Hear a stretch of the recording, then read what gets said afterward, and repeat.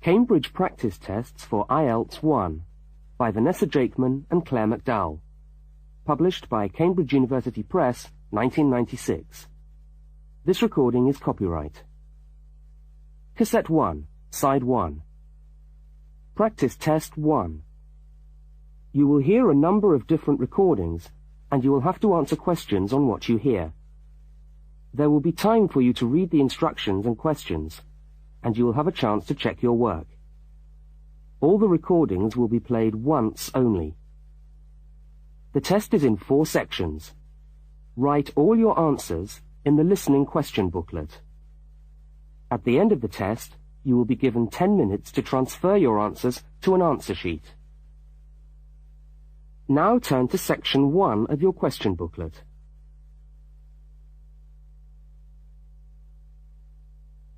Section 1. You will hear a telephone conversation between a woman and a police officer. First, look at questions 1 to 5. For each of the questions, 4 alternatives are given. Decide which of the alternatives, A, B, C, or D, best fits what you hear on the tape, and circle the appropriate letter.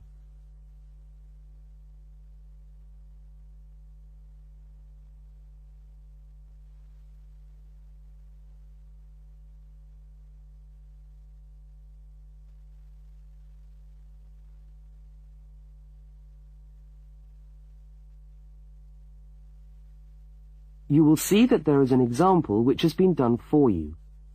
On this occasion only, the conversation relating to the example will be played first.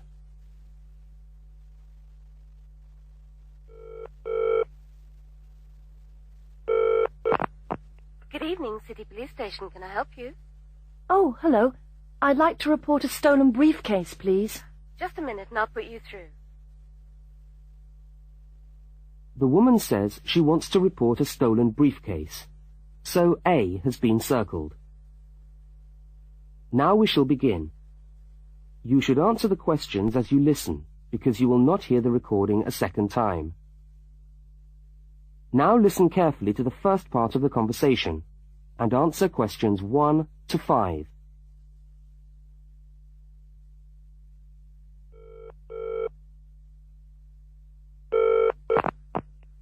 Good evening, City Police Station. Can I help you? Oh, hello. I'd like to report a stolen briefcase, please. Just a minute and I'll put you through. Lost property, can I help you? Oh, yes. I've had my briefcase stolen. Okay, I'll take some details. Tell me what it looks like, first of all. Well, it's a soft leather one, you know, not a heavy box type like a man's. And how does it close? It's got buckles at the front, 2 of them. They're gold-plated ones. Fine. Was it locked? No, I'm afraid not. Never mind. Any distinguishing features? Pardon? Any marks or badges on it that make it stand out? Only the brand name. And where's that? It's on the back, at the bottom in the left-hand corner. It's saggy. Oh, and there's a scratch. It's quite bad, but small, directly above the brand name. I did it recently, putting it on my bike. I got that. So, what did you have inside the briefcase? Well, all my papers from college. It's so frustrating, but thank goodness for computers. I haven't lost them completely. Yes, you're lucky. I had my wallet in my pocket, so I didn't lose that. But there were also my pens, which I got for my birthday, and a novel I was planning to read on the train. Right. Where exactly did you lose the briefcase? Well, I couldn't believe it. I was standing on the platform. It was right next to me. You were holding it? I'd just put it down on the floor, but I could almost feel it beside me. I was watching for my train because sometimes it comes early, and then next time I looked, my briefcase wasn't there. And what time was this? It must have been about 5:20. No, a bit later. I'd say 5:30, because it was just getting crowded, and the train normally comes at about 25 to 6.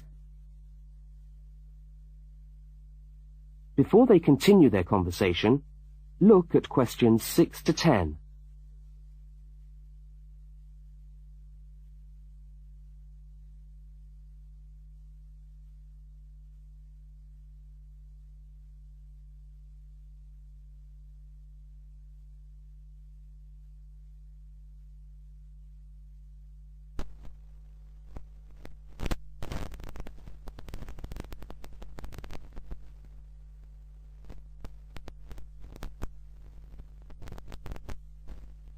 As you listen to the rest of the conversation, complete the form by filling in the numbered spaces 6 to 10.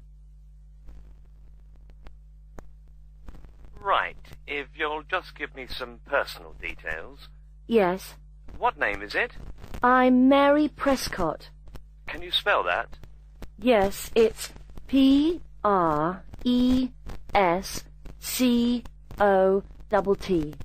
And your address? Flat 2, 41 Fountain Road, Canterbury. Fountain Road. Yes, number 41. And have you got a contact telephone number? Yes, it's 752239. 752239. Fine. One last question.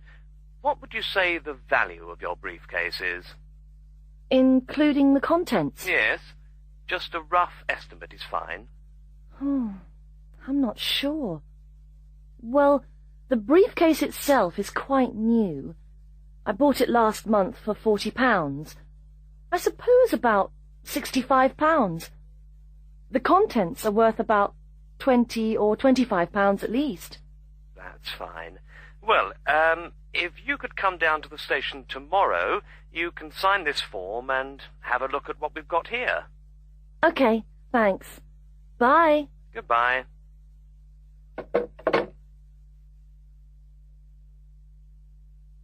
That is the end of section 1. You now have half a minute to check your answers. Now turn to section 2.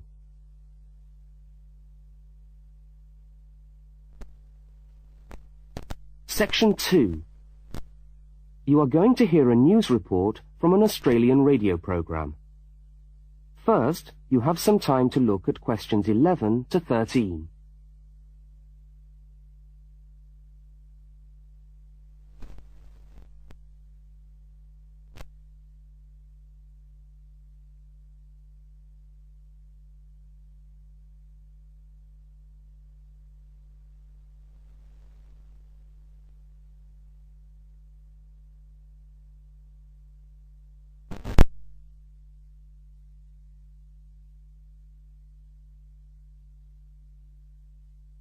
Now listen to the news headlines and tick the 3 other items which are mentioned.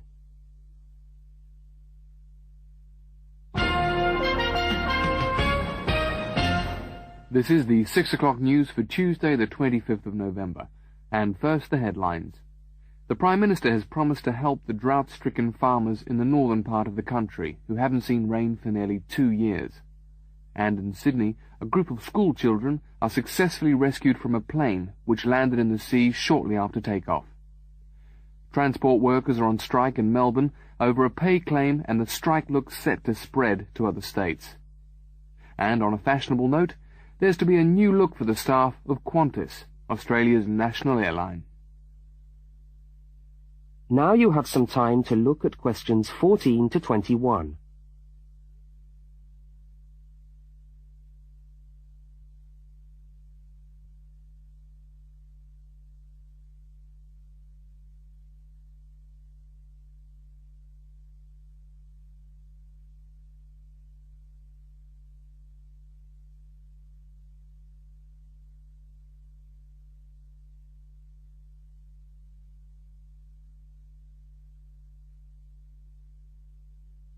As you listen to the rest of the news, complete the notes in the spaces provided. The Prime Minister has pledged today that he will make $250 million available to help the drought-stricken farmers who have not seen rain for years get through the next 5 years. Money that was to have been spent on the restructuring of Sydney's road system has been reallocated to what the Prime Minister described as a more worthy cause. Farmers are to receive financial assistance to help see them through the worst drought in over 50 years. Many farmers feel that while the money is welcome, it has come too late to save them and their farms from financial ruin, and are angry that the government did not act sooner. A group of school children who were travelling in a privately chartered aeroplane from Sydney to Queensland to take part in a musical concert found themselves swimming for the shore when their aeroplane had to land in the sea just 3 minutes after taking off from Sydney Airport. The pilot managed to bring the aircraft and its 50 passengers down safely in the calm waters of Botany Bay, where boats and pleasure craft were able to come to the rescue of the boys. The fact that it was a weekend meant that there were hundreds of boats in the bay enjoying the good weather, and this undoubtedly helped the rescue operation. "We owe our lives to the skill of the pilot," said one of the boys, but the pilot replied modestly that it was all part of a day's work. However, all their musical instruments were lost, and they never got to play at the concert. That is the end of section 2. You now have half a minute to check your answers. Now turn to section 3.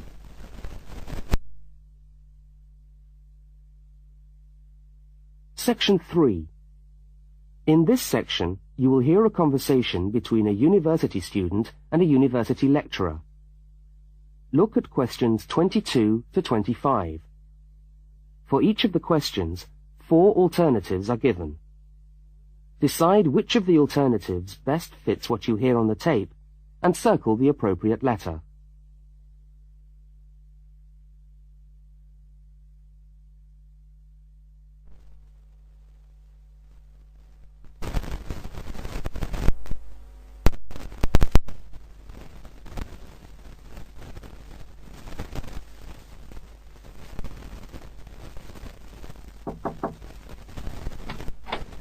Hello. Can I come in? Oh, yes, come in. How can I help you? I was looking for the economics office. I've been all over the arts faculty building looking for it, but I could only find the School of Accounting and Economic History. Is this the right place? Yes, this is the School of Economics. Oh, good. I'm a new student, and I was wondering if someone could give me some information. Well, I might be able to help. I lecture on that program. What do you need to know? Well, quite a few things, actually. Firstly, how many lectures a week do I have to attend? Well, the Economics 1 course is a double unit, so there are 2 lectures a week and 1 tutorial. Oh. The lectures are scheduled for Tuesday and Thursday. What time? Let me see. You know, this information is all in the handout, which you should have received yesterday at the orientation meeting. Oh, was there a meeting yesterday? I didn't know about that. No one mentioned... Yes, there was. But never mind. Now, lectures are at 4 in the afternoon. Ooh, 4's a bit late. I've got a part-time job that starts at 4:30. Well, you can't be in 2 places at once, can you? And attendance at lectures is necessary. We expect at least 90% attendance at this university, you know. 90%? That's high. Do they enforce that rule? Yes, we do. We're pretty strict about it, actually. And what times have been set down for the tutorials? Do you have that information? That's a very well-attended course, so there's a number of tutorial times. Monday, Wednesday, and Friday, all at 9 o'clock. Yours will be allocated at the first lecture. Can't I choose the time? Maybe, maybe not. You'll have to talk to the lecturer on the course. Dr. Roberts is his name. Oh, okay. Now look at questions 26 to 31.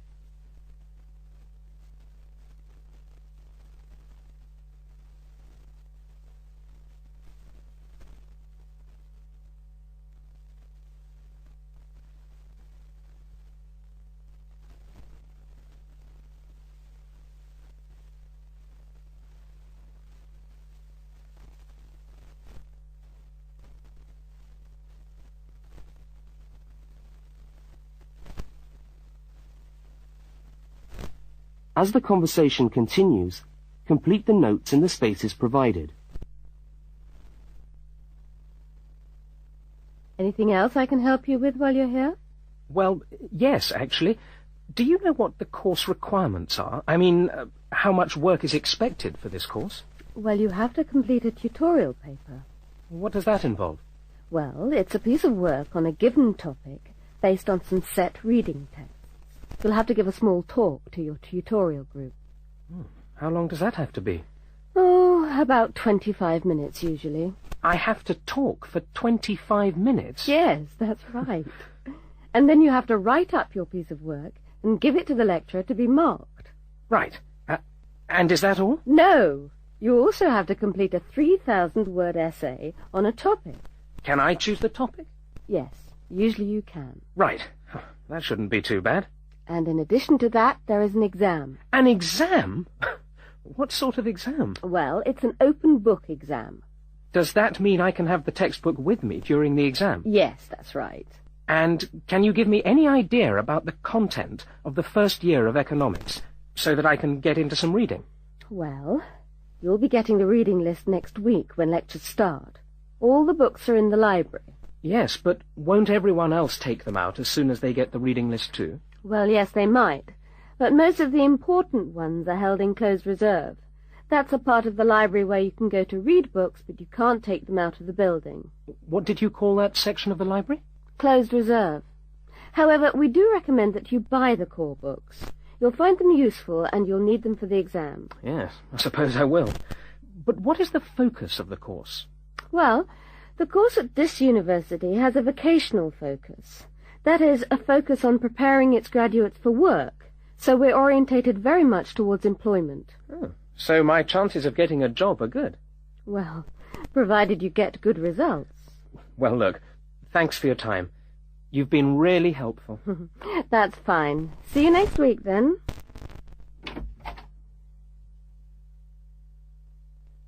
That is the end of section 3.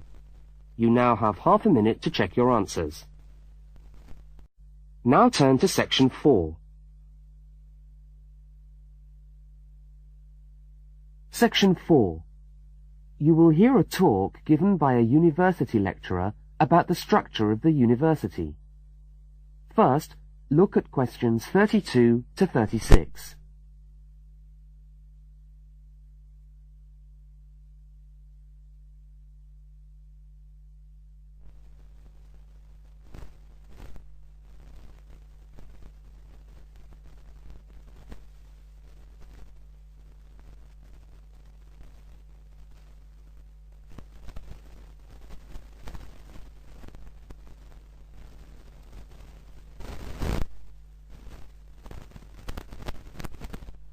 Now listen and answer questions 32 to 36.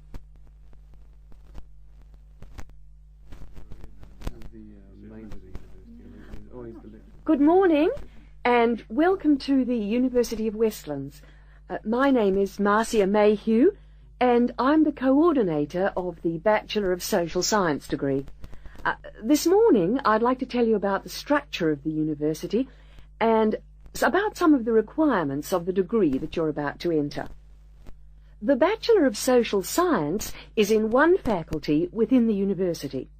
That is the faculty where I work, known as Arts and Social Sciences. Here on this campus we also have the faculties of Architecture, Law and Science and Technology, among others. It's important to know something about the structure of the faculty because as you go through your course, you may need to call on members of the staff to help you. At the top of the faculty, we have a dean, and below the dean, we have 3 divisions. Each division has a divisional head, and your degree is located in the Division of Social Sciences. Within each of the divisions, there are the departments, and each of these offers the different degrees.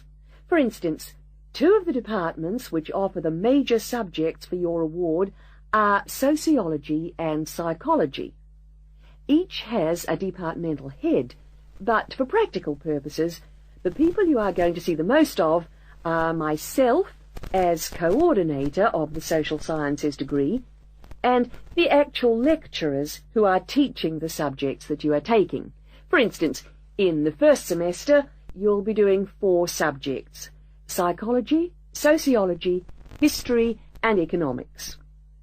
If you have any problems or difficulties, not that I'm anticipating you will, but you never know, then you should go and see your lecturers. For instance, you may find that you can't meet a deadline for an essay, or perhaps you're having problems with attendance. These seem to be the 2 most common problems that students face.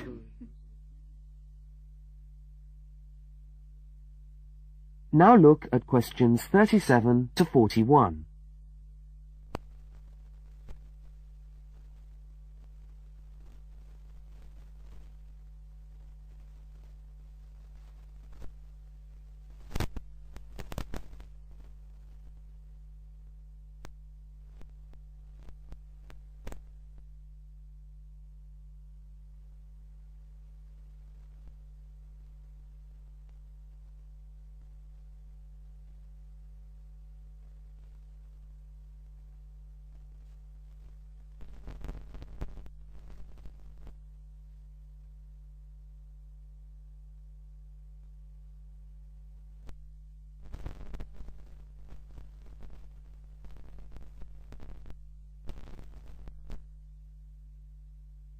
As you listen to the rest of the talk, answer the questions 37 to 41.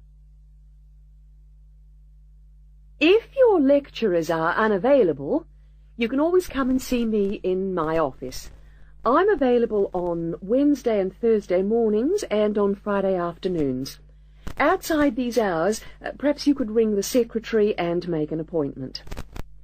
Now, you'll note that all of the subjects which you undertake in the first year are composed of lectures and tutorials. A lecture is about an hour long, and a tutorial usually runs for about 2 hours. A lecture is rather like what I'm doing now, where one person will talk to all of you together on a subject. Now, we do ask you to try to attend the lectures. A tutorial is perhaps where most of the learning occurs at a university. You will be divided into groups of between 12 and 15 students, and each week one of you will have to present a piece of work to the group as a whole, and then the group will discuss what you've said. It's this discussion, this exchange of ideas, which really constitutes the basis of university learning, in my view. Listening to lectures in many ways is just giving you information that you could access for yourself in the library. But the discussion at the tutorial is very important. This doesn't mean that you shouldn't go to the lectures, though. Other factors to be particularly concerned about are the structure of essays and delivery of written material. And in particular, I would like to mention the question of plagiarism. Plagiarism is taking other people's work without acknowledging it. That is, without saying where it comes from. Now, of course, all essays are based on research done by other people, but you must remember to attribute the work to the original writer. And while it's a good idea to work with other people, don't hand in work which is exactly the same as your friend's work, because we will notice. If you don't acknowledge the source of your information, then you run the risk of failing the subject, or in very serious cases, you might be denied entry to the university. Last but not least, stay in touch with us. If things are getting you down, don't go and hide. Come and talk to us about it. That's what we're here for. Right. Thank you very much for coming along today.